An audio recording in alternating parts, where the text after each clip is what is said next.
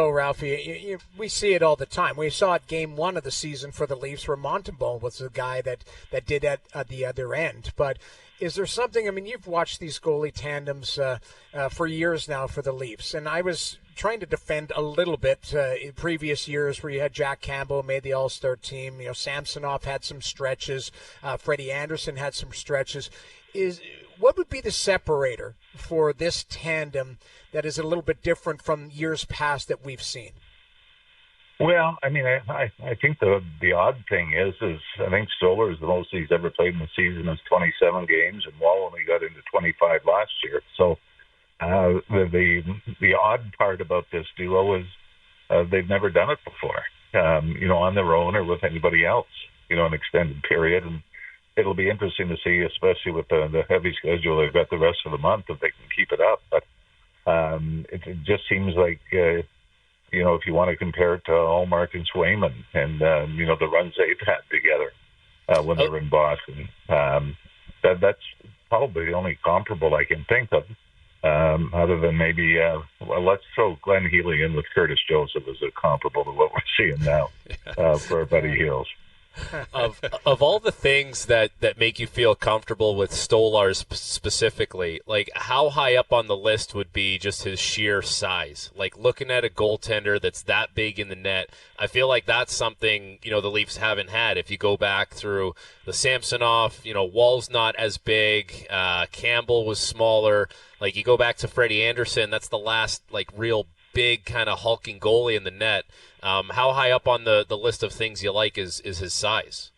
Well, I think it's almost a contradiction, Frankie, because he's got the size, but the agility as well. And, usually you get a lot of guys that are big goalies that are great positionally, take up a lot of the net, play their angles well, but his agility for a big man, I think, is what stands out.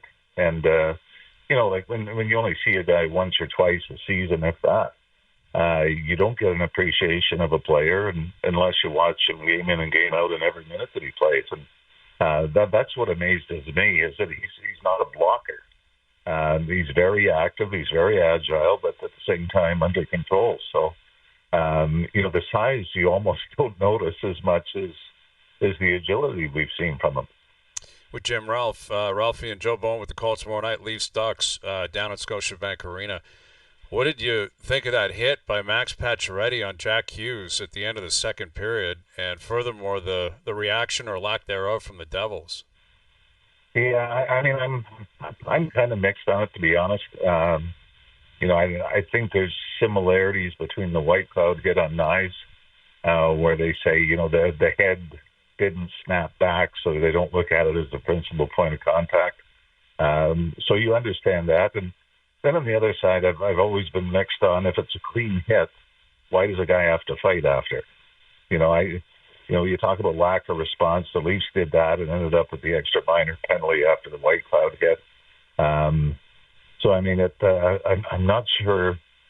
Who was it? Dougie Hamilton was right there. Dougie was the first one in there, yeah. Yeah. But Brendan Dillon's right there, guys.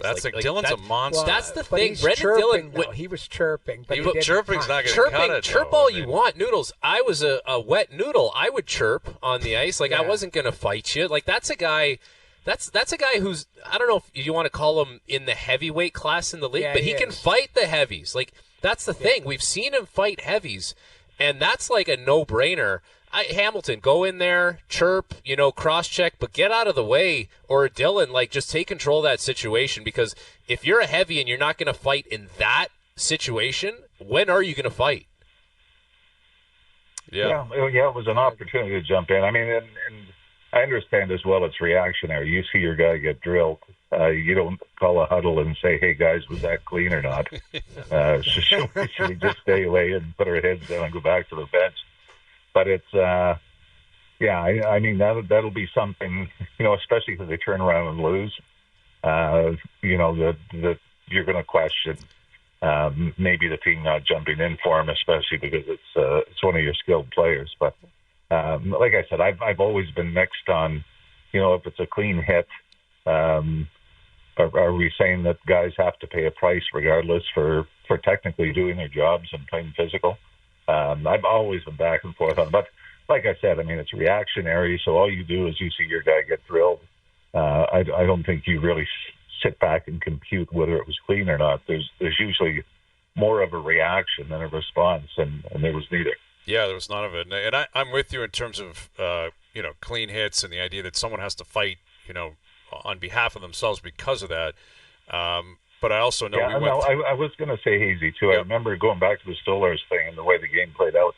I do remember the game, and it's still a Leaf record for fewest shots in a game, where they outshot 28-9 in St. Louis and won 4-0. And Curtis Joseph was easily the first star in that game. And I also remember a game very clearly where it almost happened, where the Leafs, I think, outshot the opposition 38-14 after 2 periods. And Matt Sundin had a 4-goal night, and they finally won it in overtime. 6-5 against Florida. I remember that game. I remember that game. Yeah. I remember that vividly. Goaltending performances through the roof on that. You know what the part that hurts the most about that night? I think I've told you guys this. Is that Joe Nieuwendyk got a hat trick and we lost. We didn't get we're sitting on the bus afterwards, and I'm staring at him. He can barely move. His back is so bad. And my heart just hurt for him because I was like, you should be celebrating. You were so amazing tonight. But Matt's got 4 on me. And I was like, God, and Matt, hey, listen, there was a couple of them. That's not a bad, I know. That's but not the a bad thing guy is, to give there it was, up to. there was one that really bothered me. It was a half-wall shot. And he could bring it, but he overpowered me with it, and it still bothers me to this day because it was listen, I made lots of saves in that game. It's not the saves you make, it's the goals you allow. And I still to this day, I can remember sitting on the bus and looking to my right over, and Joe Nieuwendyk could barely sit down, and this guy had put a hat trick up, and the bus was silent because we lost 6. It was an OT goal. You got a point. I would love you came on the bus. We got a point, boys. Good job. At least you stole a point. But the other side of that, Noodles, is people don't remember you for that goal against. I mean, it was off the left wing boards, right, in the third period? Yes, was. It was a tough one. Not that we remember that vividly. Exactly, blocker side. Yeah, I have no idea where I parked, but I remember Matt Sundin's goal. You remember that one? Period, 20 years ago. With Jim Ralph. Yeah. The Toronto Maple Leafs may be taking a new approach to salary management, which could directly impact Mitch Marner's contract negotiations. During Kyle Dubas' tenure as general manager, the team didn't hesitate to spend heavily, and this trend began with a 6-year extension signed by Marner in 2019.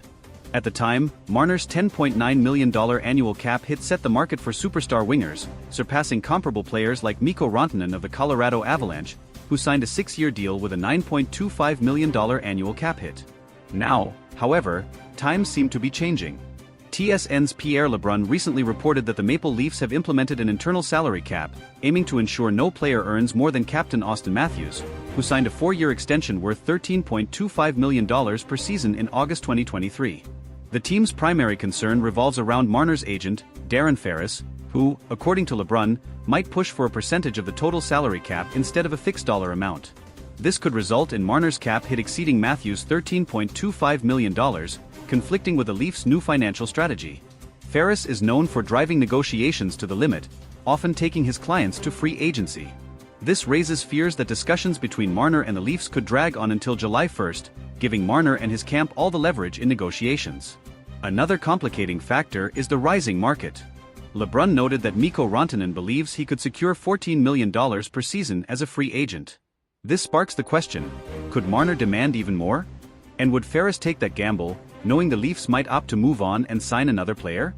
Marner has made it clear on multiple occasions that Toronto is where he wants to be. As a local player with deep ties to the city, he's expressed his desire to spend his entire career wearing the blue and white of the Leafs. However, staying with the team may require him to accept less than market value, especially if the front office remains committed to its new salary structure. Such a sacrifice could be vital for the team's collective success and to avoid financial issues that have plagued the recent past. While negotiations are still in the early stages, it's evident that Marner's future with the Leafs is at stake. Maple Leafs fans may need to prepare for the possibility of significant changes, but they can also trust in the player's commitment to the city and the franchise to find a compromise. The Maple Leafs' decision to implement an internal salary cap reflects a broader shift in their team-building philosophy. After years of prioritizing top-end talent with hefty contracts, the organization appears determined to strike a balance between superstar contracts and depth throughout the roster. This strategy aims to avoid the pitfalls of past seasons, where a lack of financial flexibility often left the team vulnerable in critical playoff moments. For Mitch Marner, this shift creates a unique challenge. On one hand, his value to the Leafs is undeniable. A consistent top scorer and elite playmaker, Marner has been instrumental in driving the team's offense. On the other hand, his ability to command a salary that rivals or exceeds Auston Matthews could put the Leafs in a difficult position, especially with a potential need to strengthen other areas of the roster. As the 2023-24 season progresses, the Leafs must weigh the potential consequences of sticking to their cap philosophy. Losing a homegrown talent like Marner would undoubtedly sting for fans and the organization alike. However, allowing one player to dictate financial terms beyond the team's structure could hinder long-term success and force painful sacrifices elsewhere. Adding to the complexity is the looming free agency of William Nylander. If the Leafs are to stick to their internal salary cap, they may also face challenges in retaining Nylander, who could command a significant raise. Balancing contracts for both Marner and Nylander within the new framework could prove to be the ultimate test for Toronto's management team. Another factor at play is the team's ultimate goal, winning the Stanley Cup. While star players like Marner and Matthews are crucial, history has shown that depth and balanced rosters often prevail in the postseason. If the Leafs fail to manage their finances effectively, they risk falling short of building a championship-caliber team, even with elite talent. For Marner, the decision to stay with the Leafs might come down to more than just dollars. His connection to the city, the fans, and his teammates could be deciding factors. If he prioritizes legacy and loyalty over maximizing earnings, there's a strong possibility that he'll work with the team to find a deal that benefits both parties. Negotiations will also test Darren Ferris, known for his hardline tactics in securing lucrative deals for his clients. While pushing for top dollar is expected, Ferris may need to weigh the risks of alienating the Leafs management and fanbase. A prolonged stalemate could damage Marner's relationship with the team and its supporters. The Leafs management, led by general manager Brad Treliving, faces a pivotal moment. Treliving's reputation as a negotiator and team builder will be on full display as he navigates this high-stakes scenario. Striking the right balance could solidify his tenure in Toronto, while a misstep might set the team back for years. For Maple Leafs fans, the coming months will be filled with anticipation and uncertainty. Marner's future, along with the team's ability to stay competitive under financial constraints, will likely dominate conversations as the season unfolds. Supporters can only hope that the team's new approach leads to greater playoff success and, ultimately, the elusive championship. In the end, the outcome of these negotiations could redefine the Maple Leafs' identity for years to come. Whether it results in retaining Marner or reshaping the roster, the team's commitment to an internal salary cap signals a clear focus on long-term sustainability. Fans will be watching closely, hoping for a resolution that keeps the team's core intact and their championship dreams alive. As the negotiations with Mitch Marner progress, another layer of complexity is added by the external competition in the NHL market. Teams with more cap space and fewer restrictions could easily present lucrative offers to Marner if he reaches free agency. The Leafs are not only negotiating with Marner but also indirectly competing with other franchises willing to outbid them for his services. One example of this is Mikko Rantanen, whose potential $14 million value on the open market highlights the growing demand for elite wingers. If Rantanen secures such a deal, it could set a precedent that Marner's camp would use as leverage. The Leafs, however, must remain disciplined, as breaking their internal salary cap for Marner could lead to similar demands from other key players down the line. The looming specter of free agency means the Leafs have a limited window to strike a deal. If negotiations drag on into the off-season, the leverage shifts heavily in favor of Marner and his agent. Darren Ferris, known for his strategic patience, could use this to push for maximum value, putting even greater pressure on the Leafs management to make a decision. This scenario also places significant pressure on head coach Sheldon Keefe. Managing a team amid ongoing contract uncertainty can disrupt chemistry and focus. Keefe will need to ensure that the team remains united and focused on their performance, even as the media and fans speculate about Marner's future. Meanwhile, the Leafs core group, including Auston Matthews, Morgan Rielly, and John Tavares, will likely play a role in influencing Marner's decision.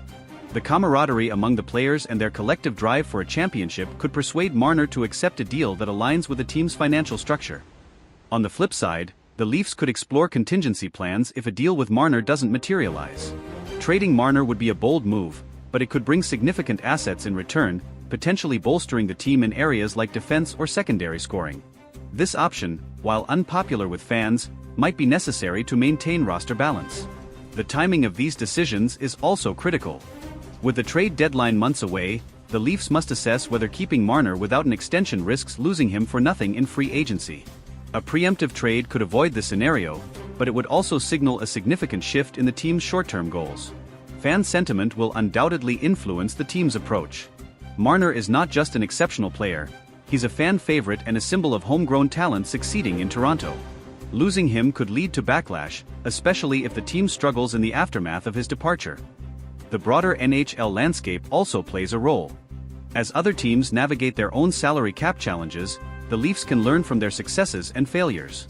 Organizations like the Tampa Bay Lightning and Vegas Golden Knights have shown the value of balancing star power with depth, offering a potential blueprint for Toronto's future.